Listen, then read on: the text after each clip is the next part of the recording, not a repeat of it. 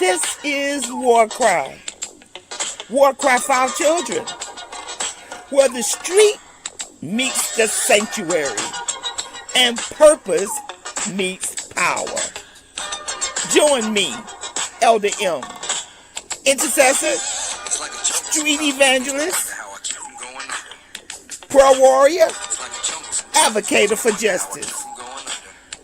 We stand in the gap in the streets, in the courtyards, in the schoolyards, in the church, and on the block. This ain't just prayer. It's intercession. It's advocacy. We deal with real problems.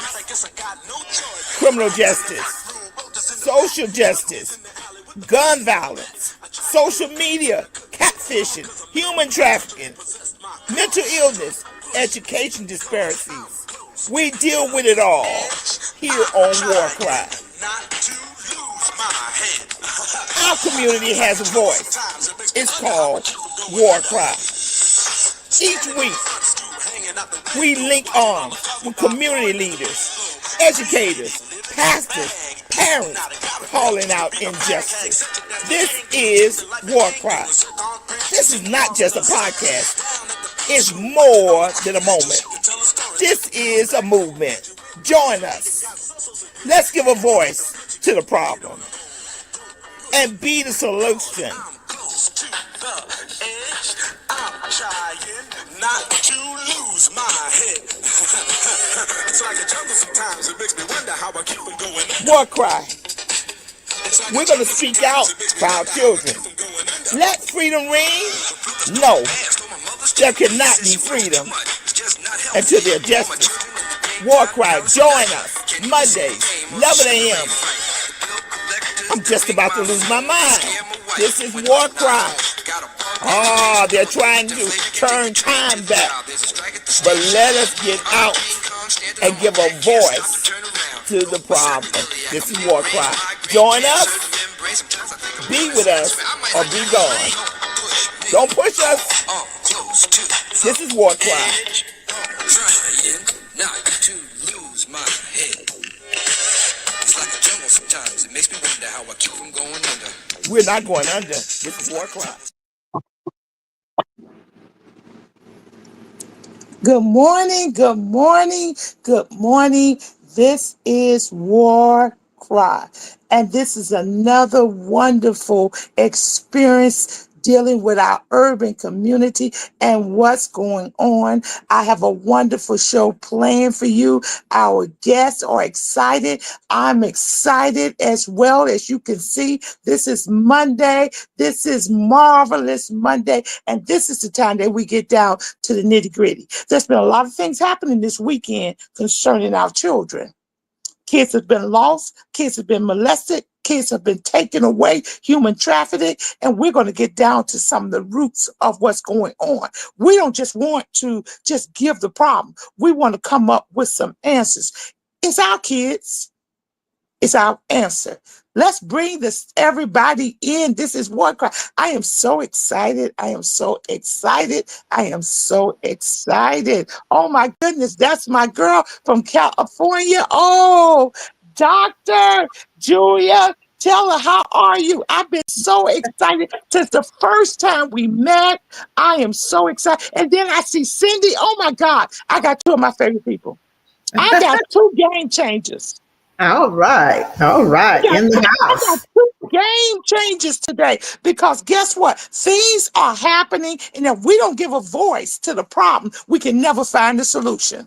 So we need to talk about these things. But before we talk about them, I just want to ask one question before we go any farther. Just introduce yourself slightly, and then give me a song that summarizes the climax of what we're in today. I'm going to go with you, Cindy. Introduce yourself and give me a song that summarizes this climax that we're in. Well, my name is Cindy Ashley. I do a show called S Unscripted because I was diagnosed with multiple sclerosis last year on Valentine's Day. And it's on my, I have an internet radio show called onthewakeupradio.com.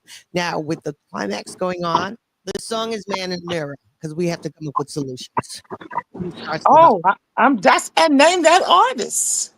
Michael Jackson. Oh, I'm talking about the man in the mirror. And that's not just for black people. It's for white people to look in the mirror too and to think about what they did to us. Would you agree with that? Right on. Okay, oh, right on, right on. Haven't heard that in a long time, sister.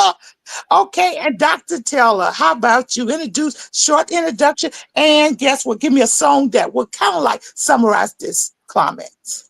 Well, I'm thinking about Michael Jackson too. They don't care about us. They don't care about us. Yeah, yeah, yeah, yeah. Yeah, They don't care about us. yes. I am homegrown from DC, living in California most of my adult life. I'm an author of several books, conference keynote speaker, a life coach for women's wellness. I'm a retreat facilitator, wife, mother, grandmother, and I lend my voice of advocacy with yours to empower our people. Mostly it's our women because we are the mothers, we are the elders, we are the hand that rocks the cradle. So I do a lot of work with women getting balance, resilience, faith, self-awareness about their power and their purpose. All right, all right. I see Minister Patton, Dr. Patton has joined. Do me a favor, just give us a short introduction. And guess what? Give us a song that summarizes the climax of what we're dealing with. Oh, praise the Lord. Good morning. Good morning. Glad to be here. Just want to say, well, my background is that I'm an administrator for teachers and children. I was a principal, so I've worked with our young people and have dealt with many issues, that our teacher has, that as teachers and parents, as a teacher, as a parent, even as a student of the word that I have dealt with so many different things, but we thank God that so many things are coming up that people are now gravitating and helping each other for our children. It's just a wonderful thing. Give us a song that summarizes. Now I know you've been in the church so long, you may not know a song, and I may have to give you a song. You understand, Dr. Taylor? And Cindy, sometimes people been in the church, but you can give us a church song if you want to. Okay. Well, my song would be "What About the Children?" And that's Yolanda Adams. Yolanda Adams. Yes. Okay, okay. Well, you know what? Now it's my time. I am so glad that each of you are here today. And my song would simply be this: war. What is it good for? Absolutely nothing. Absolutely nothing. As you know, I am the host of MLDM, the host of WarCry, social advocate, mother, fighter, and everything else. But we're here now to push in, push in. Now I want just to bring in the introductory video. Come on backstage, bring in the introductory video so we can go farther in the conversation.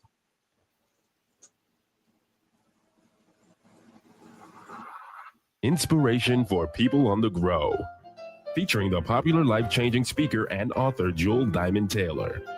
Knowledge, faith, and action are keys to your success. To experience results in your life, be sure to listen to this message often. Continue growing in your success by visiting the website www.donotgiveup.net to learn more about products and Jewel Diamond Taylor's upcoming events. If you would like to invite this dynamic speaker for your event, church, women's retreat, conference, or workplace training, please call 323-964-1736. That's 323-964-1736. Thank you for remembering to share the treasure of inspiration that Jewel Diamond Taylor offers with your circle of family, friends, and co-workers. Dr. Taylor, we are so proud of you. How I got to know you or what drew me to you was your poem on I'm Black and I'm not giving it back. Am I saying that right? I'm I not am giving I am not giving my black back. I am not giving my black back in a time where people want to trade in their black.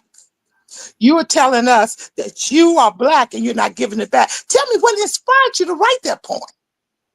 I was on tour for 12 years with major icons like Dr. Maya Angelou and Susan Taylor and Dr. Coretta Scott King and Gladys Knight and Shirley Caesar. For 12 years, I traveled crisscross the nation with them, empowering Black women with a very unapologetic Black culture, African culture theme.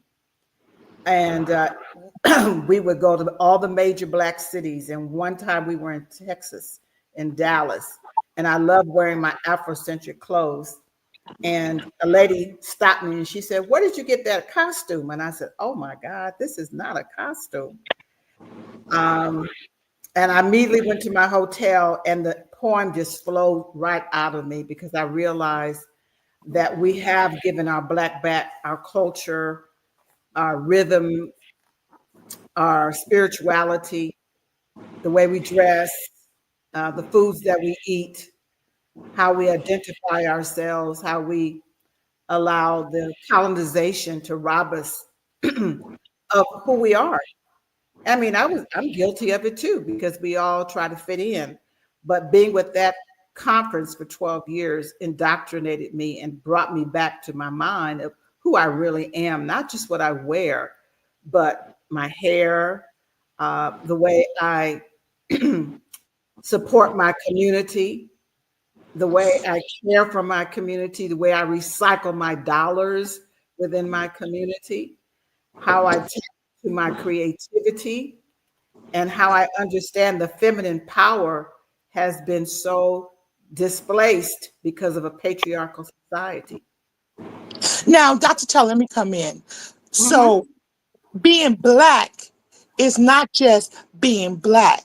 It's a whole process of giving back to our community. It's recycling our money. So it's more than just putting on garments or Right, looking the part. It's being the part. Is that what you're saying? It's being the part.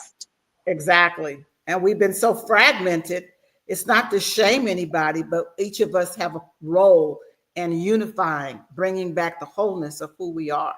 We've been so fragmented, been lied to so much, families torn apart, programmed.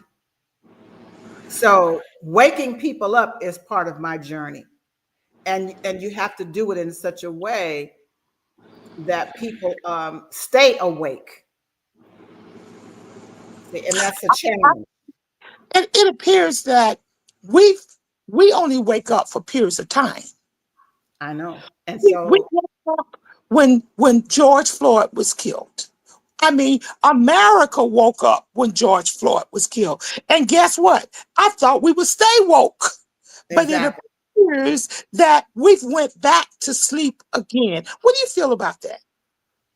Well, like Dr. Martin Luther King says, I feel I've led my people into a burning house. Uh, the civil rights movement was to fight to sit at the counter or to live next door. It wasn't about financial freedom and stability. And that's why young people are suffering because they don't know what the future looks like when we don't own banks and we don't own hospitals and we don't own supermarkets and we're not employers, we are employees. So we do need to have this war cry because we are part of the problem. We are. And do you know how many libraries? I know you've written so many books, you've did so many poems, but how many of our Black libraries have your articles or your books in it? Now, I know one in Pennsylvania that I interviewed a lady 2 weeks ago that I'm going to contact him to contact you to put your stuff in. But how many do we have that you know of that has actually took your books and poems and have them in there? Well, as I crisscross the country going to Black-owned bookstores, which have mostly disappeared, I would ask them, what books are Black people buying? And they would say fantasy. They would say fiction. They want to escape. They're not buying self-help. They're not buying historical books, and that's what gives you freedom, is to know the truth. But if we're always looking to escape in romance and things like that, we're never going to win the struggle.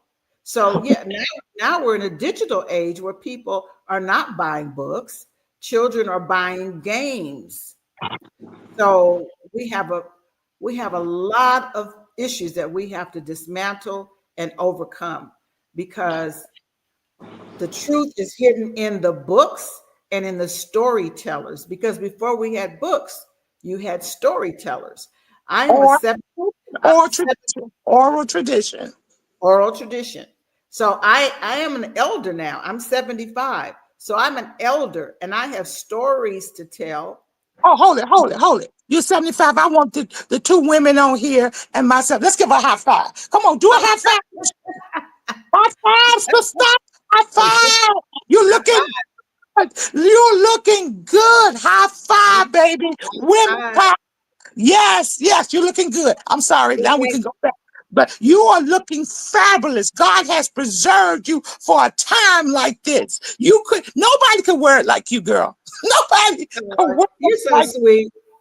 no, I it's received. hold it for a minute. Okay, let the women open up. Trevor, what do you think about it?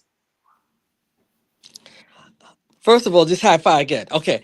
And second of all, what you're saying is absolutely right. Now, there's a lot of things that I could identify with what you're saying because I dress Afrocentric. I was an administrator in a school where most of the school were black and brown children. Mhm. Most of my staff was white. So there was a problem because they felt that the message that I was giving, now this is what I got in the background, the message that I was giving, like what was I trying to do? Was I trying to stir up trouble? Why was I always in African garb? And that's the way it proceed. Now, as far as putting money back into the African community, I do that. I go to Harlem when they have their festivals. I buy things, because they have very unique and beautiful things that you won't see in your regular stores. So my 90%, 99% of my wardrobe is of African flair. And I do understand that it's important because it was important for those children to see that, to try to ask questions to themselves as why is the principal walking around looking as I was sending a message to our children. That Amen. you that you're regal, that you're a queen, that you're regal. That's right. That's right. And some of them would never even see African garbs if she didn't wear it. Period. So it's important for us to always put our authentic self on display. And that's one of the things that I know that our young people don't. They want to change their authentic self. They want to be like someone with long hair all the way down to their butt. They don't want to wear their locks. They don't want to wear their braids. They want to hide from it because there are some jobs that you really get a negative vibe if you come in your authentic self, because they look at us based on presentation versus based on what we know. Christy, come in. How do you feel? First of all, I want to tell her 70 something weird. I need some of that. Put that on me, sis, because fabulous, gorgeous. And honestly, when you were talking about books, I thought about it was D. Haynes that talked about if you want to hide something from and I'll say black person because he didn't say the word black person, put it in a book. That's right. And that's how sad the culture is, because we need to get our children. It starts with our children, because you can't really do nothing with these older folks. I ain't even gonna hold you. And the problem is too is that we have states like Texas and states like Florida. I'm calling them out, where you have governors that are taking the books about us off the shelves because they say they make other people who don't look like us feel bad. So that's why we salute black authors and we want to put them in place, and we want to know about your books. We want to know where we can get your books from, because we want to put it on our websites. We want to give your books for Christmas presents and birthday presents. We want your information to flow. Oh, that is so amazing. I haven't heard it. I haven't heard that in a long time. And just know that what you're doing with this platform is making a difference. We need you to keep doing what you're doing and blowing the whistle and beating the drum, beating the That's right. drum. We That's got to right. do all of that because we are. And it They're takes us they're they're together. afraid of our power. They're afraid of our power. They're afraid now that brings me into let us hear your poem. Let Oh, recite your poem to us. okay. Here we go. Oh, it's from this book that I wrote in 1980. Oh Lord, 1990. It was in the early 1990s. Um, and it says, "I'm not giving up my greens or my grits. I'm not gonna stop saying girl and putting my hands on my hips. You see, life for me ain't been no crystal stair, and I'm not giving up Rosa Parks, Fannie Lou Hamer, Mary McLeod Bethune, Sojourner Truth, Madam C.J. Walker, Toni Morrison, or Dr. Maya Angelou. Because you see, I am a phenomenal woman, and I'm not giving my black back. I'm not giving up my crown, my waves, my braids, my curls, my locks, my kinks, or my kente cloth. Now, I'm not going to give up the mass choirs, the sounds of blackness, Mahalia, Shirley Caesar, Aretha Franklin, or Kirk Franklin. I'm not going to give up in Medea's kitchen eating peach cobbler or sweet potato pie and hearing her ask me, how you doing, baby? I'm not going to give up going to You Buy We Fry on Fridays or barbecues on Saturdays playing bid whist and slamming those dominoes. I'm not going to give up Harriet Tubman's train, Soul Train, Coal Train, or the Midnight Train to Georgia. Now, you can meet me at the function at the junction, but I'm still not going to give up B.B. King, The Whispers, Fancy Miss Nancy, Lena Horne, Motown, the Philadelphia Sound, or the Temptations, because you see, it's the way we do the things that we do, like building the pyramids that still stand, made by our forefathers' hands, where diamonds and oil and silver and gold are buried in our rich, dark land. Oh, I'm not giving my black back.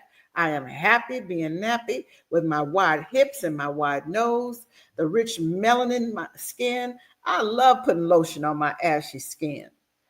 Oh, I'm not going to deny or forget my ancestors who lay in a wet grave in the Middle Passage from slave trade. And I won't give up on our youth of today who still need a way made. I won't give up on Miles, even though he didn't smile. And I won't give up on Marvin Gaye, Richard Pryor, Phyllis Hyman, Billie Holiday, Billy Eckstine, Jackie Robinson, or Jackie Wilson. I'm not going to give up the electric slide, Alvin Alley, Bojangles, or Debbie Allen. You think I'm going to give up reading my magazines like Essence and Jet and Ebony and Black Enterprise? Too bad they don't exist anymore. I used to write for all of them. For we are a colorful people, and like Curtis Mayfield saying, we are people who are darker than blue.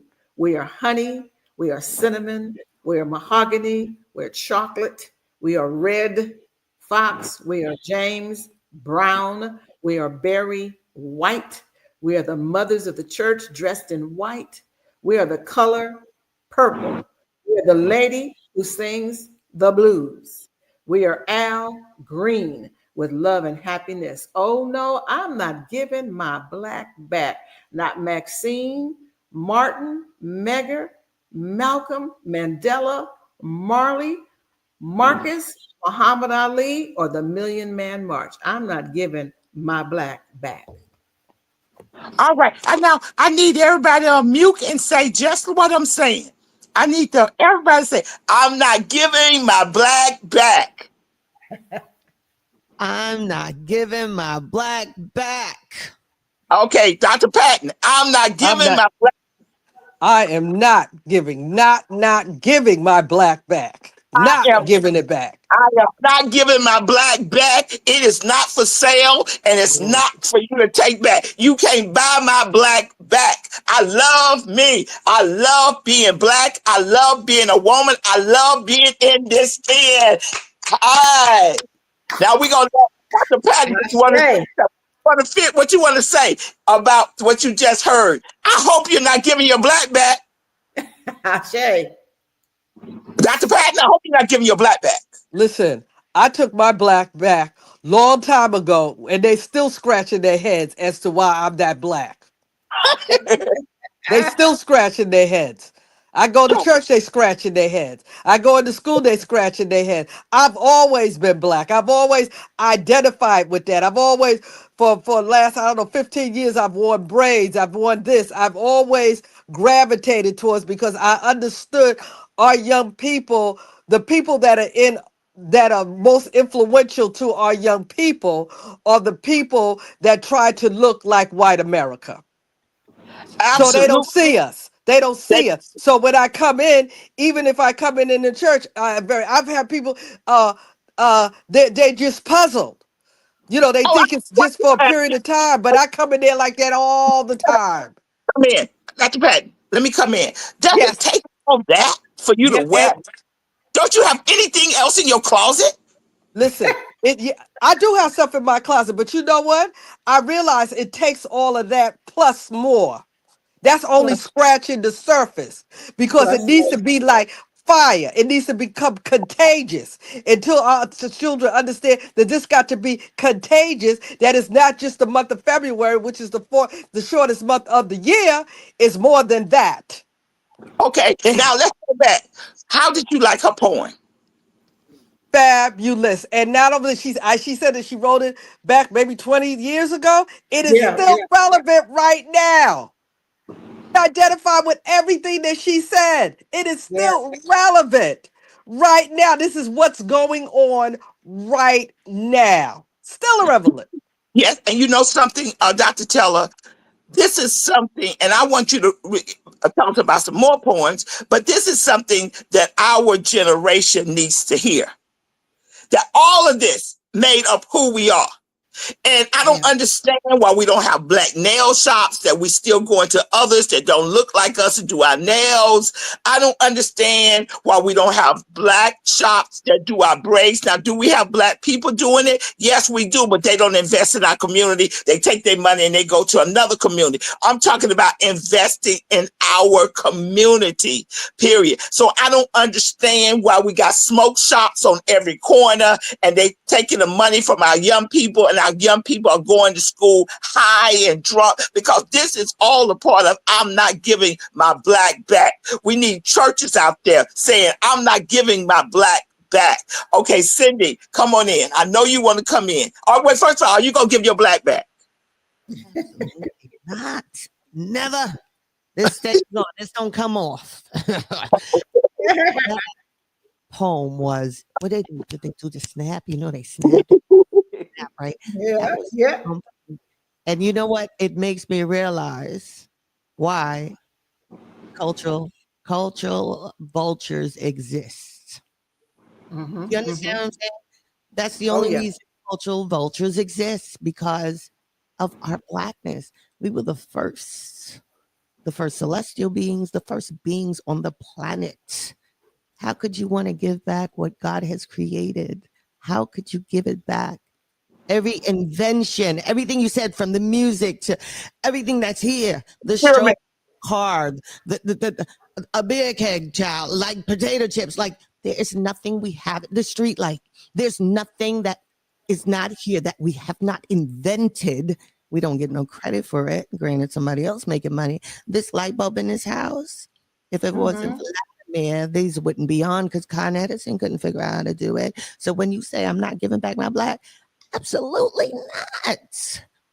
I thank you for that poem. You know what? Every child needs to be saying that from January to January. Forget February, because Black History Month is Black History Year 365. Yeah, yes, yes. Thank you You know, so when much. I went to Let me when ask you I a went question to go, before you go into that. Why do you think that we want to give our black back? We've got kids who are coloring their skins. And I'm not calling her name on the show, but she's a famous tennis player, one of the best in the United States of America. Look at her. She's lightened up her skin complexion.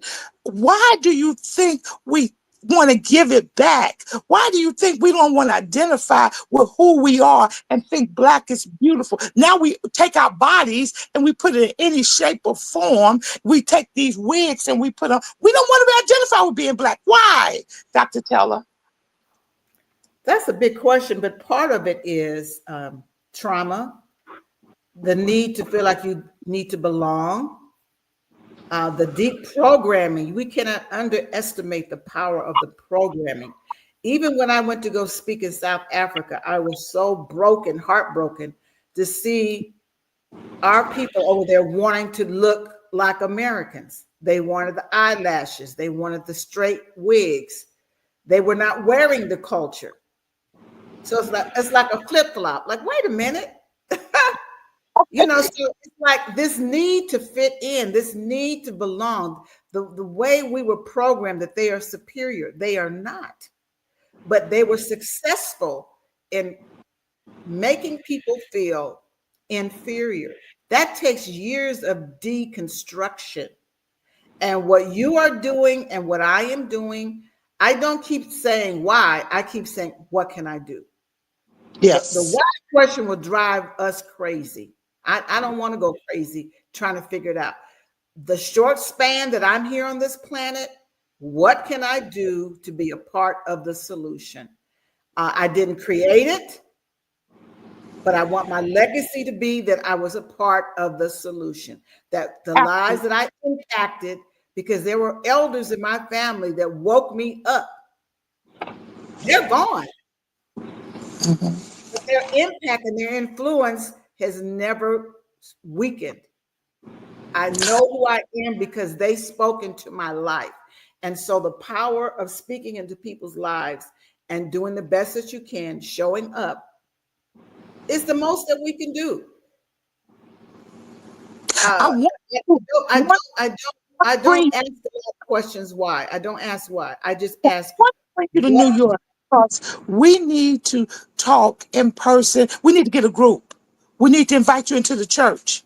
We need to galvanize our young people, our Black boys and our Black girls, specifically, maybe separate, but bring them collectively together, because it appears that especially our Black girls, they want to give their Black back.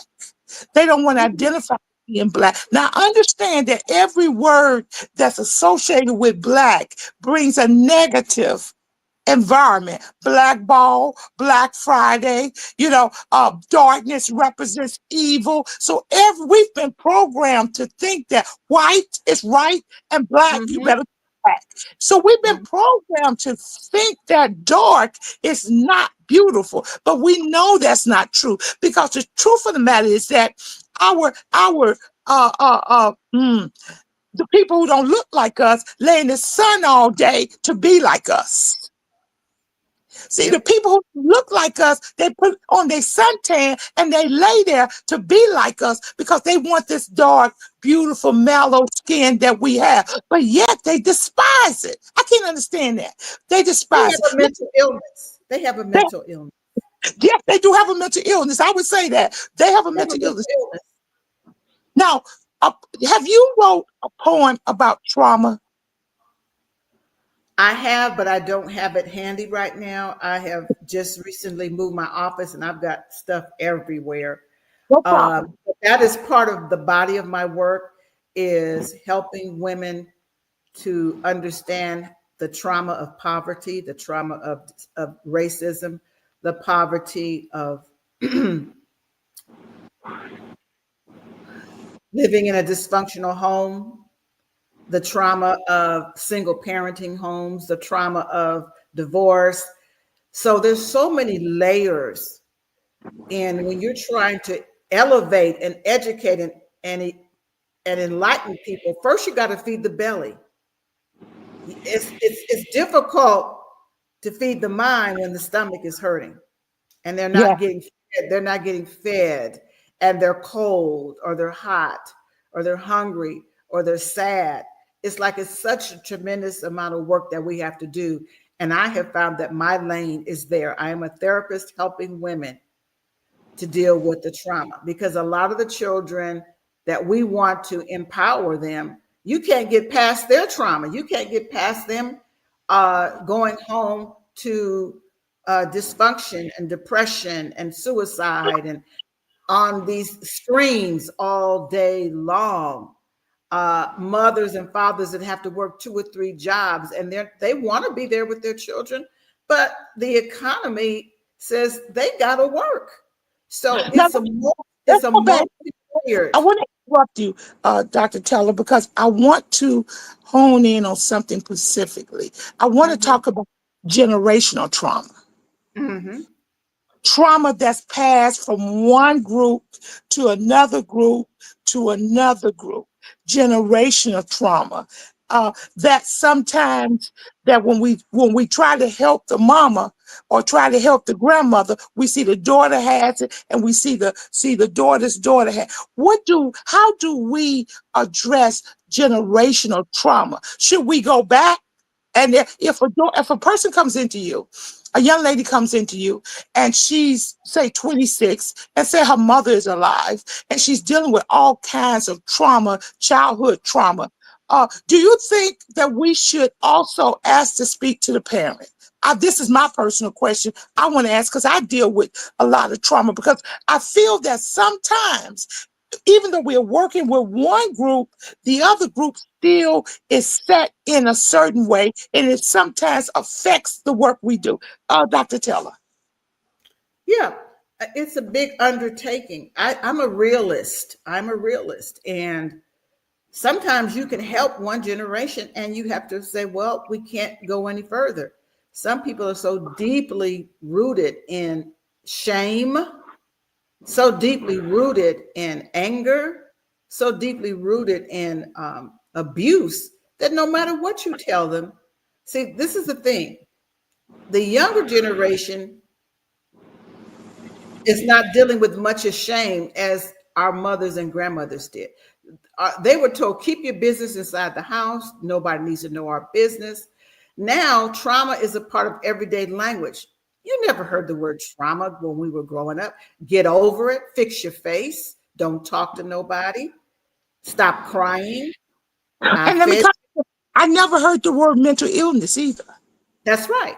So it's a whole new dynamic that we're dealing with. So I think it's unrealistic to think we could heal all the generations. There are people that have 3 generations under one roof. You've got grandparents raising grandchildren. You've got young people. I have so many women in my life who are taking care of their elders. And they're like, I cannot believe I'm taking care of this mother who did not like me, who never hugged me.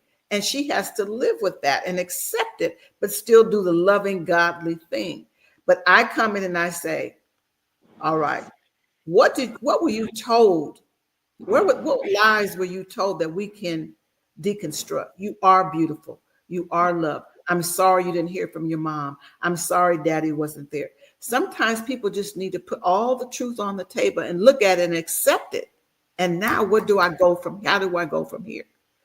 Now, my concern is this. I was working with a young lady, um, and we were doing great work together.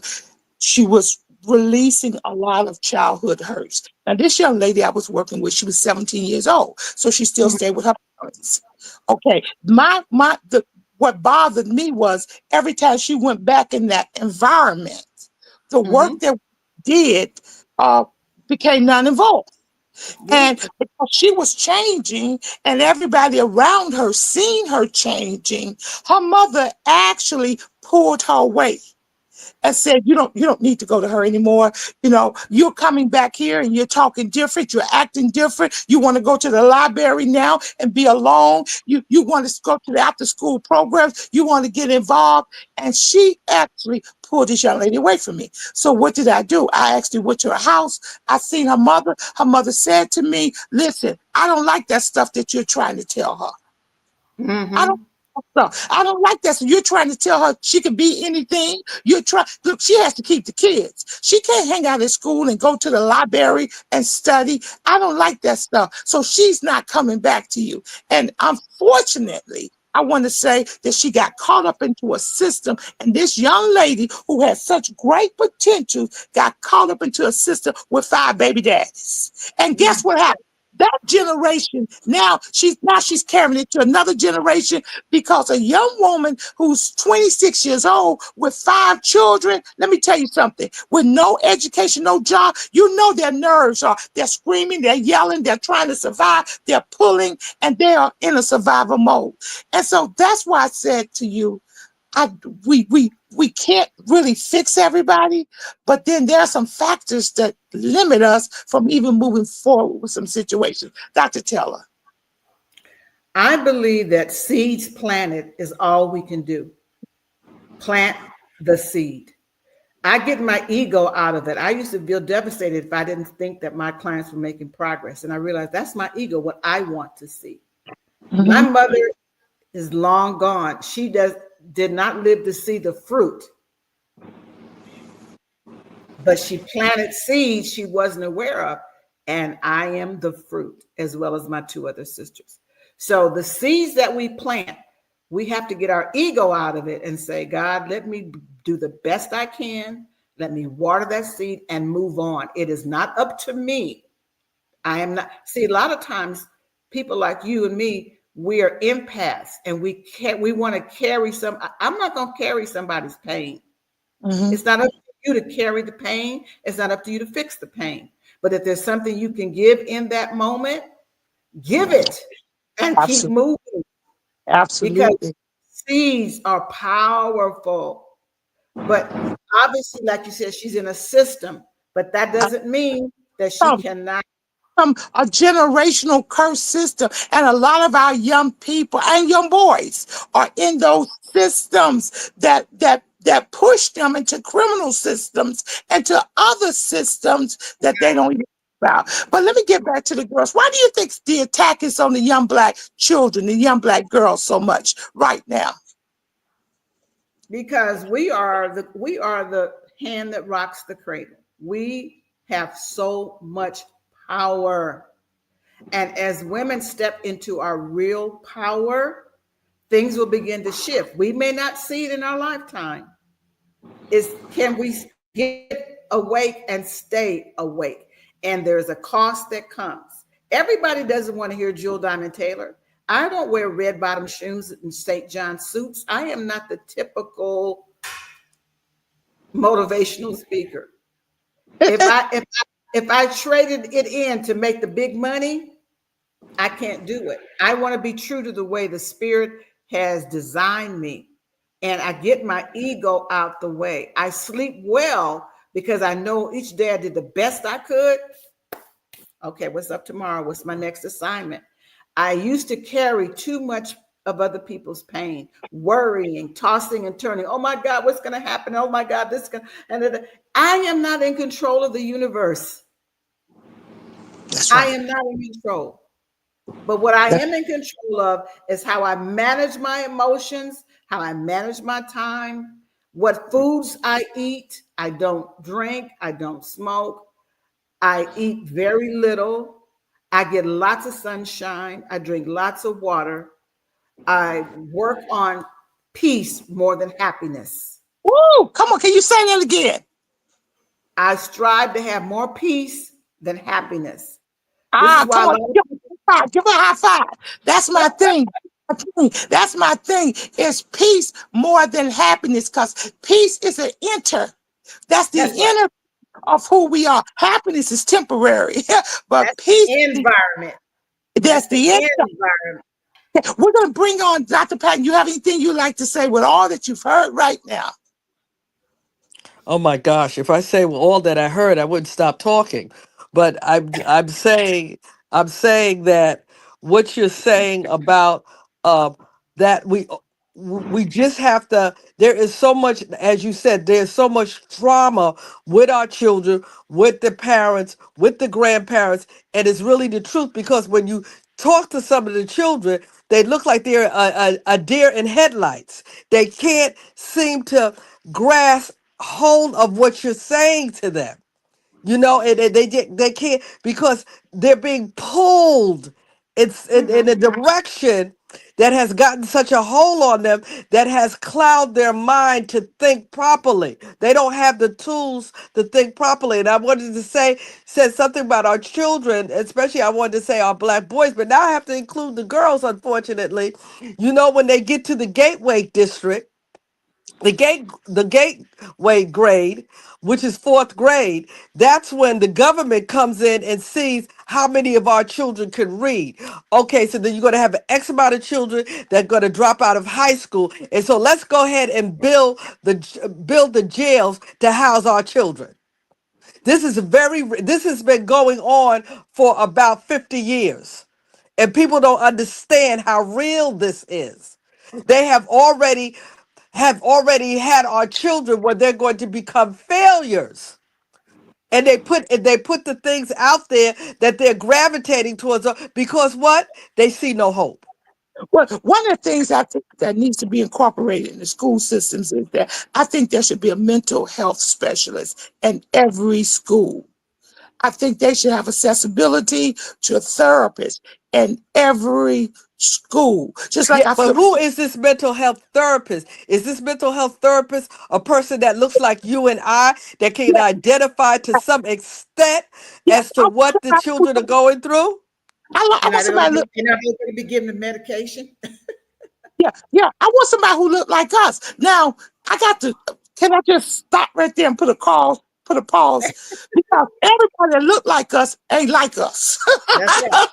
Now, I agree They with don't think that. like us. Who got the skin ain't no kin. Okay. You know, so I got kind of put a pause there. It's some of us that have did damage to our kids a whole lot when given the opportunity. So yes, I definitely promote people who look like us to be social workers and doctors and all that, but they got to be authentic and genuine in their motives and methods to help us, period. Because we can be deceived by this color, That's and right. we got one sitting up in the Supreme Court, that we've been deceived by that. That's He may right.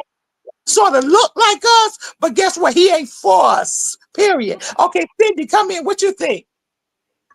Well, I was going to say that my grandmother used to say, the world loves its own. So when you said, why are the kids going through what they're going through? Well, we know who owns the planet and who wants to do what they want to do. So they're going to try to make people that feel like, oh, you're black, that's not enough. But you want the dance moves, you want the clothes, you want the new style, the new music, the new all this stuff. And we have to remember that we are such a powerful group of people that when Miss Taylor said, I plant the seed because we're empaths, right? We can't take on so many people's stuff. Right. But the watering is everything, sis. The watering is everything because you know the experiment where the man yelled at the water and told it was ugly and it was black and it was dumb. And then he had the water where he said, I love you. I care about you. You're beautiful. That water stayed pure, but the water he yelled at turned into black, muddy water. Words are powerful. How are we watering the seed? Because it starts at the foundation. And as much as we could sit here and blame the world, what are we doing for our children? What are Right. we doing? It starts with us. As much as I want to blame everybody, I really can. If I'm not, like you said, you go out there and you make sure that the dollar stays in your community. It doesn't leave 30 seconds after it's been given. You get $1 million check and you go and you give it to someone else. It leaves. I mean, granted, the corner stores don't look like us. After 2020, all those mom and pop black stores are gone that I've known since the 80s in Brooklyn. They're gone. But we have to do something about. No one's coming to save us. Nobody's coming to save us. Now, I think, Cindy, you was on the line when I gave out instructions on Saturday on how we can help our children. And I gave out these simple instructions, Dr. Taylor, simple instructions such as we can make sure that our kids have book bags, not Not going out to Macy's and buying the book bag. We can go to the $5 store, get supplies and put supplies in it. And when we see a kid, give that bag to a kid. Because there are simple things we can do in our community. We can do acts of kindness in our community. We can look at a child and not turn our head away from that child. In our community, we can smile at that child and say, hi, how are you? God bless you. In our community, we can wear a t-shirt for those that are scary. Those that are scary, we can wear a t-shirt. Now, I have t-shirts that says, I am praying for our children, because that's what WarCry does. We stand in the gap and pray for our kids. And if then you want to, Dr. Teller. And those are for the people who don't want to go out there and open their mouth. Just wear a t-shirt, pick a school, walk around the school or stand on the corner or go to a school bus stop and let our kids know that we're standing in the gap and praying for our kids. We can go to community meetings. We can get to be a part of the curriculums. We can take control of our society or our communities one day at a time. But the problem is we're not doing nothing. You know, I think Becca, I think prayer is one of the solutions, but I think we have to prepare them and we have to protect them. yes. So you have to find out what's going to be your soap, what's going to be your box that you're going to stand on. Are you going to be a prayer warrior, or are you going to be a protector, and you're going to be at the schools and you're going to make sure the children in your neighborhood are safe, or if they got something to eat, or you notice that they're being neglected? Or are you going to be preparing them? Are you going to be a mentor? Are you going to help them to understand AI? Because a lot of young people are depressed. They're seeing less and less possibilities in the future. We can talk all day long about what has changed, the corner stores. Yes, they've changed. But what are you going to do to keep up? Absolutely. They've got to know about AI. They've got to learn another language. We're the only culture where we only know one language. Prepare them for the future, that we're not going to be there. And we can gripe all day. Oh, we used to be this and used to be that. What a waste of energy. What a waste of We words. need to be preparing them for the future. They need to Absolutely. learn another language. They need to know math. They need to know how to tap into their creativity. When you see a child mastering a certain thing, make sure you nurture that thing. That may be the thing that will help them to survive. Oh, they talk a lot. Don't say, oh, you talk too much. That may be a future lawyer or a future speaker. Oh, they're so quiet. Don't label a child. Oh, you're this. Oh, you're that. Don't do that. Don't label them so young. Oh, you're a troublemaker, or you're like so-and-so. We do that to them, and we put a cap on them, and we limit them. We have to find out what is that strength that they have, and nurture. I think you said something. I'm gonna go back to you. I think you said prepare, and that's a great word. Is to prepare and to mentor. That's a great word. What we need to do. Our young women don't have mentors. The mentors we have are on Facebook, TikTok, Instagram. You know, those are the mentors that they have, and that's who they want to be like. They don't want to be like us. When we were growing up, we wanted to be like our parents. Nobody wants to be like their mother. They want to be like somebody else. I think, yes, we're going to pray, but we got to do some preparation after we get up off our knees. And we got to spend time with the child. We can't just say, okay, we did it today. And, oh, my gosh, she didn't do what I asked her to do. We got to spend time with that child, and we got to exemplify a characteristic that's going to be kind instead of judgmental. Back at you, Dr. Teller. One of the things we have to prepare is them for understanding relationships. These young people are sexually active, much younger. Are we giving them relationship tools? Are we telling them the do's and the don'ts? Are we telling them mistakes that they made? We can't discuss that in the church. Oh no. That's why I don't do it in the church. I will not be limited by the church. I teach young girls. That's right. I teach them that the word pyramid means the house of God. And the first pyramid on the body is when they stand with their legs open and they make a V. That is the pyramid. All of life comes through the woman. Okay, let's stop right there. You got to repeat that. You got to repeat that right there. I think that is so phenomenal what you just said, that the first pyramid, you've got to repeat that for me, sister girl. That's why you look so good. Black don't crack, but you got to repeat that. I told you, I'm very non-traditional. I don't teach in the church because the church will limit me. I'm not popular because I go outside the box and I teach women about their power. The word pyramid means the house of God. Okay. So when the pyramids, they would bury kings and queens and in the pyramids. Okay. So when a woman stands with her legs open, that is a V. That is the opening. All life comes through the woman's portal. The next portal, the next pyramid is this. The house of God. If I close this pyramid, I will no longer exist. All of life comes through this pyramid. That's why our pyramids are bigger. Life.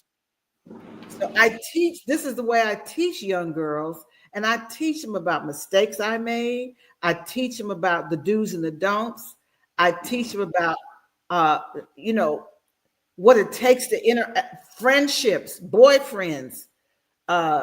We talk about these basic things. If we're going to curtail the rate of early pregnancy, we got to have the real talk.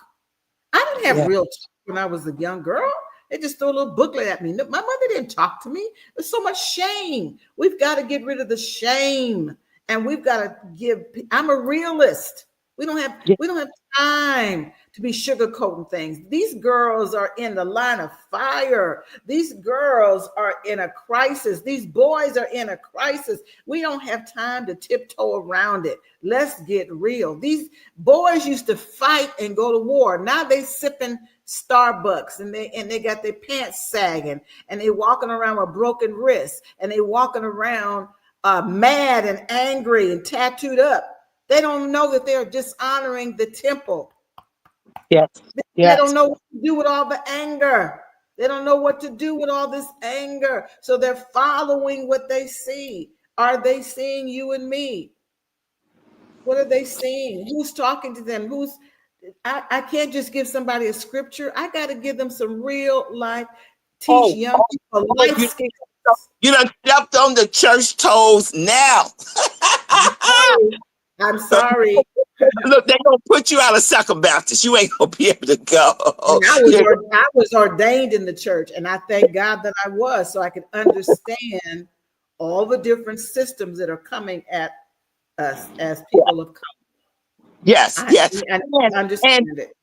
The church, I am ordained, and I'm going to say it. The church hinders the work, and it bounds us up. Period. And if the church was more liberated and able to stop trying to be like the world, but trying to be the body that God called them to and integrate themselves into the world, we would be better, because we don't talk about certain things. Drugs are real. And whether we know, and whether we talk about it or not, it's people in our church doing drugs. Domestic violence is real. Whether we want to talk about it in our church, it's happening. There are things happening in our churches that we need.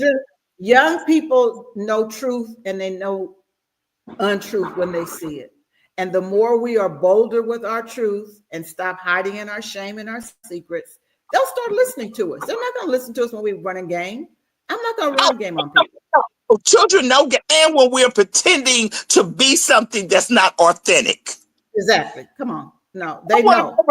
Phony people. I'm telling you, I don't want to be around fake, phony people. I want to be about people who are doing the real work. Kingdom work. I know we're moving the church out, but I'm staying focused with kingdom work, because that's still work of the kingdom. Now we're concluding now, but before we go, there's a couple of things I want to do. I want you to think about all the events that you're going to be bringing up. I've seen an event that you're having in September. I want you to make that announcement. I want you to tell us where we can get your books, where we can get you this, where we can get that. I want you to tell us where we money, said put your cash up so we can send money to support you. But I'm going to Minister Patton right now for a 2-minute wrap up. Just 2 minutes. What you think? Oh man, I just have 2 minutes. Uno, dos. Okay. So let me just say this. This was a wonderful conversation. But in as what Dr. said, what we have to do is we have to do the work. We got to stop talking. We got to do the work. We got to stop looking. All of this stuff has been here. It's been here with our grandmothers, our mothers, and that. But we got to start doing the work because the children are suffering. So I have to recommit and get in my mind because I've got to somehow navigate how to do this work to be effective and do this work. And that's the only thing I got to say. We got to do the work. Gotta do the work. We Cindy, got to stop talking. what you gotta say, Cindy? I want to say thank you, ladies. Thank you. Thank you, Dr. Taylor, for just putting so much in us. And thank you for the war cry, because this is, and Dr. Patton, thank you. It's like you said, we have to do what we have to do. And as a writer and a producer, I make sure and I do that, because you get what I'm saying? It starts with us. And I don't want to give my black back. I never want to give my black back, because this is how I came in and this is how I'm going. You know what I'm saying? And who taught you how to hate yourself? Like Malcolm said, undo it, babes. Undo it. I love you guys. Yeah, yes. And we're vested in our children. I want you to know that, Dr. Teller. WarCry is vested in our children. We're participating in a lot of social justice programs. We're trying to be proactive. Before our black boys pick up the gun, we want to be proactive and keep them from the gun. We're trying to be proactive with our young girls. I'm in many organizations where we don't want our kids to die prematurely. So we're out here investing and doing the work. And let me tell you something, there's plenty room for other people to do the work too. There's plenty room for this work to be done. So I appreciate you, sister girl. I want to be a part of you. Like I told you, we're going to hang out. I mean, I may have to go to California, but we're going to hang out. But let us know about your events and where they're going to be at, and some of your books, some more of your books that you've written. Yeah, this has been so rich, and I'm honored that you would allow me to add to your platform. I really salute you. I am honored by your passion. All three of you are leaders right where you are, and don't underestimate the power and the influence that you have. My website is JewelDiamondTaylor.com. Every year for 40 years, I give a women's retreat. This year, it will be in California, where I live, in beautiful Malibu. That'll be the first week in September. I'm also offering what I call my GPS circle, goals, purpose, and success, where I interact with you once a month, send you a message once a month, help you with a workbook to keep you on track. GPS is to help us so we don't get lost. And so I help women navigate their goals, their purpose, and their success. I call it GPS. And that is $29 a month. And for that, each month, you will receive a recorded message from me. Each month, we will have a group session by Zoom, and I will be sending you different handouts to add to your workbook. That's $29.99. It's called GPS with Life Coach Jewel Diamond Taylor. My books are, I'm mostly doing magazines right now, because the culture has changed to where people are getting audiobooks and PDFs and ebooks. So I don't spend a lot of money on printing books anymore.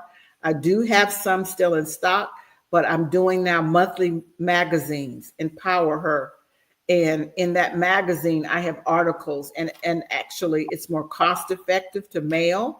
And I find that people have a short attention span, so they seem to like my magazines more than books.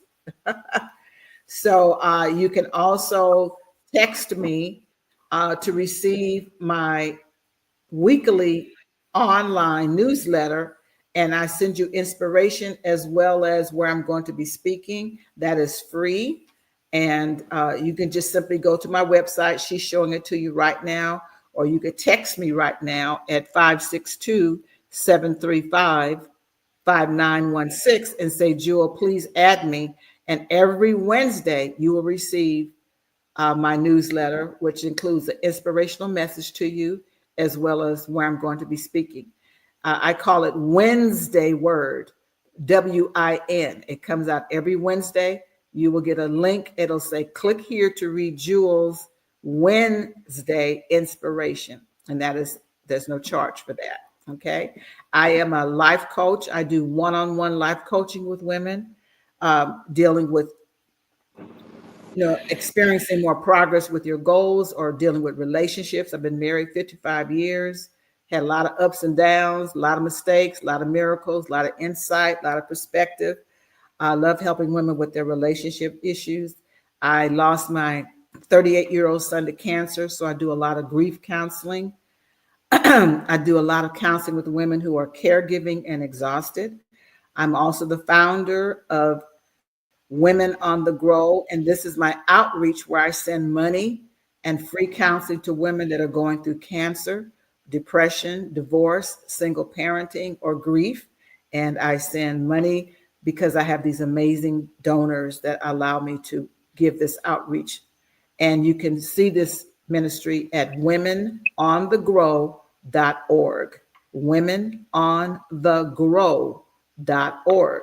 And I invite you to either be a donor, $20 more, whatever you'd like to give. And I send out a report every month where we're allocating the dollars. I send them free books. I send flowers. I do visitations. I do free counseling when I come across women who are in an adverse situation, living in their cars, taking care of their parents, a single parent. We just sent money to women for back to school shopping. We send money at Mother's Day. We send money to women in cancer because they got to keep the lights on or pay their phone bill or put gas in the car. So that is my nonprofit organization. I am an ordained pastor, but I'm very non-traditional. This is my church without walls. I believe that compassion is what we need. And so I lead with compassion. I lead with love. I lead with faith. And I do what I can, but I can't do it by myself. So I have amazing women that have partnered with me that resonate with that same type of vibe. Like, we see the hurt. We see it everywhere. And Jewel, what can I do? It doesn't matter. I mean, I have hundreds of dollars that come. Sometimes it's 20, sometimes it's 5, sometimes it's 100, but it all goes towards that particular mission. Thank you so much for this opportunity to interact with Sister Patton and Sister Cindy. I think it's Cindy, right? It was so great meeting you. I would love to come back to the East Coast. I'm from the East Coast. I haven't been back in a while. I usually go to Maryland. I have a goddaughter who is a minister in Maryland, but I'm from DC, so I love claiming that I'm bi-coastal. I'm West Coast in California, but I love my East Coast sisters.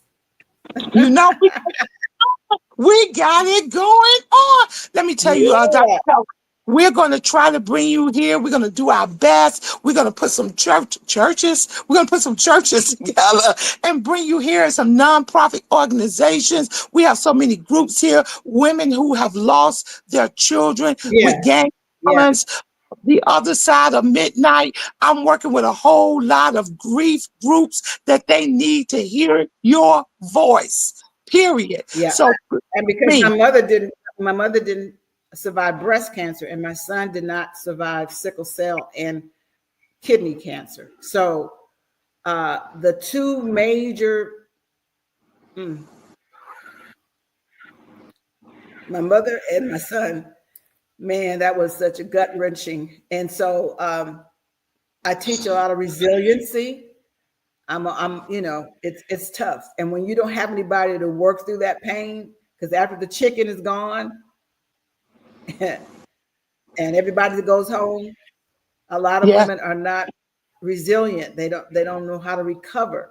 So I didn't ask for that particular ministry, but let me tell you, I've walked through the shadow of death, and what I've worked with mothers who've lost their children. It's so ironic because 3 months before my son died quickly, I was asked to speak to mothers who all lost their children to gang violence. I'm like, God, why am I don't know nothing about this. Why am I going to go? I don't know anything.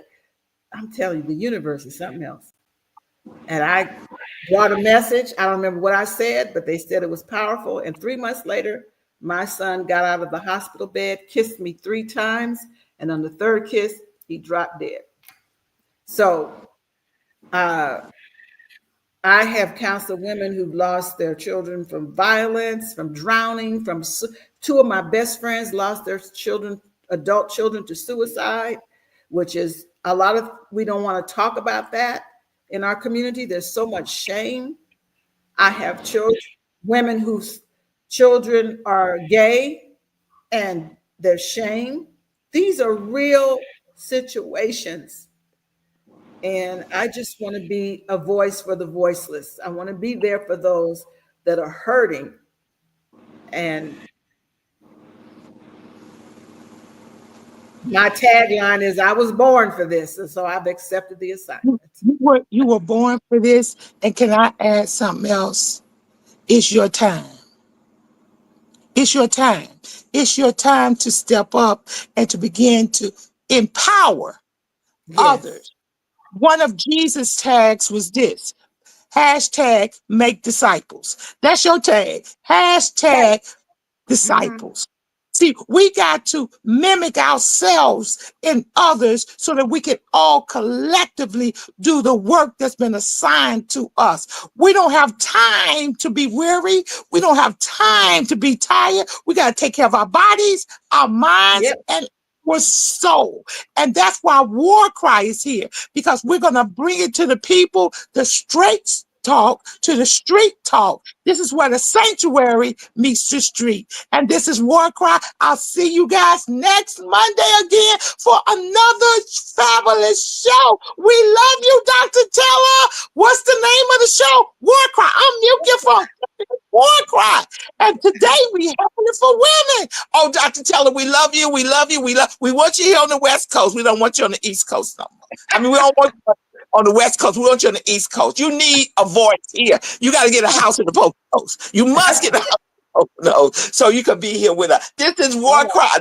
We'll see you next. All you got to do is give me a place and some folks, and I'll show up. We're gonna work on that. This is WarCry. Next week, our show will be on crime, no crime. A group of lawyers, a family of lawyers invented a game called Crime, No Crime. You can look at it on how to manipulate the justice system and knowing your right. See you next week. This is WarCry. I love you.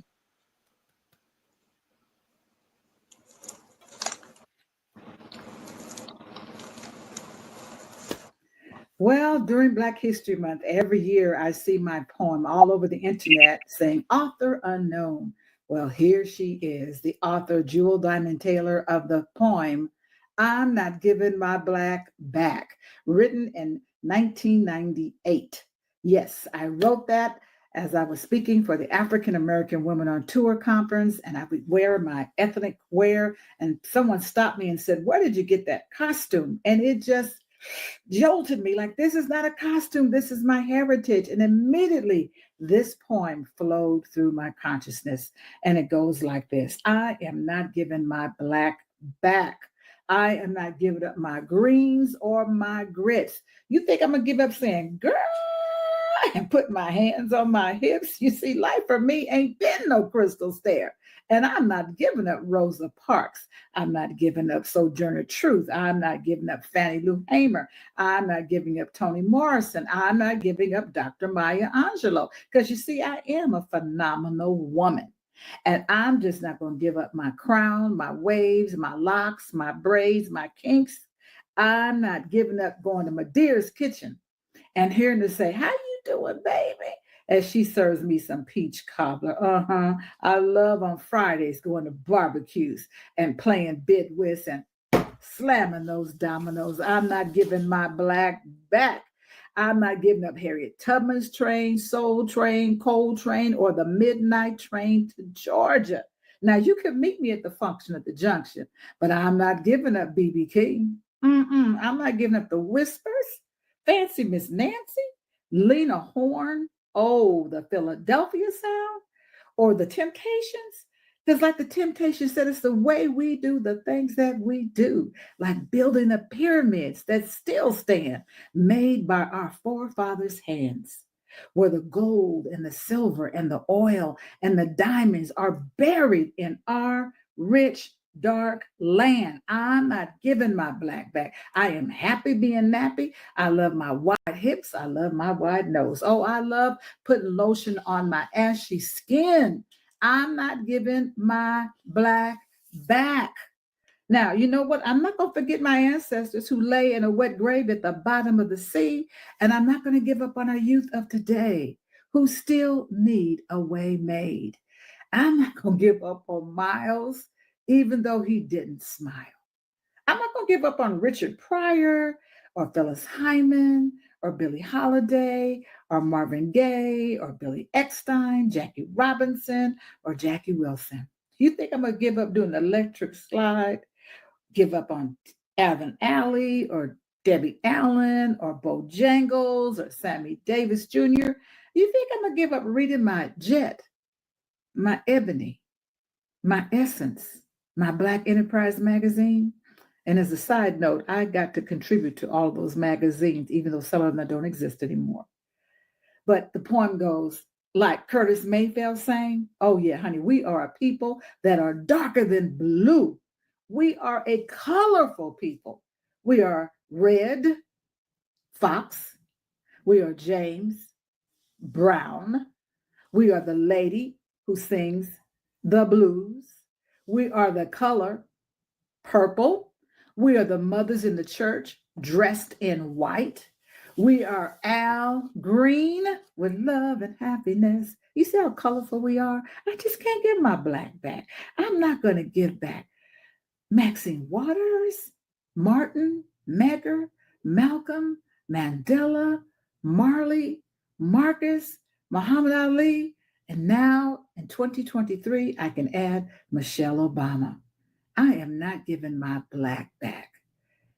Black History Month, it should not just be a month. We are history, and I am herstory. Thank you so much for listening and sharing this. And if you happen to see my poem, I'm Not Giving My Black Back, on the internet, and it says author unknown, you can correct them and give them the true original source. The author is myself, Jewel Diamond Taylor. Thank you so much, and stay in the light.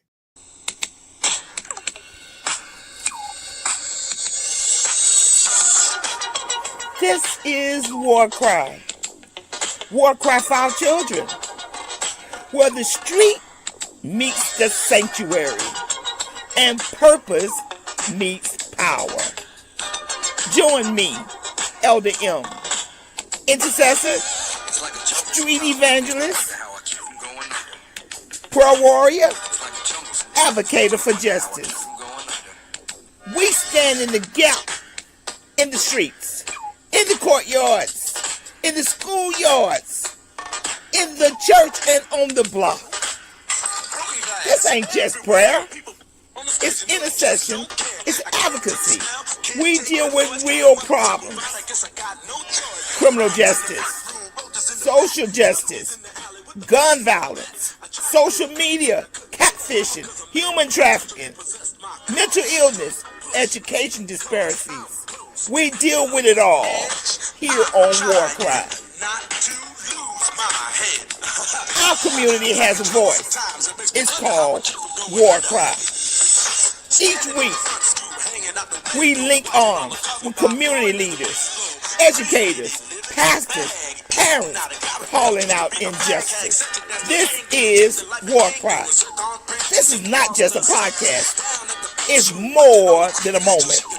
This is a movement. Join us. Let's give a voice to the problem and be the solution. I'm trying not to lose my head. It's like a jungle sometimes. It makes me wonder how I keep them going. WarCry. We're going to speak out for our children. Let freedom ring? No. There cannot be freedom until there's justice. WarCry, join us Mondays, 11 a.m. I'm just about to lose my mind. This is WarCry. Oh, they're trying to turn time back. But let us get out and give a voice to the problem. This is WarCry. Join us, be with us, or be gone. Don't push us. This is WarCry. Trying not to lose my head. It's like a jungle sometimes. It makes me wonder how I keep from going under. We're not going under. This is WarCry.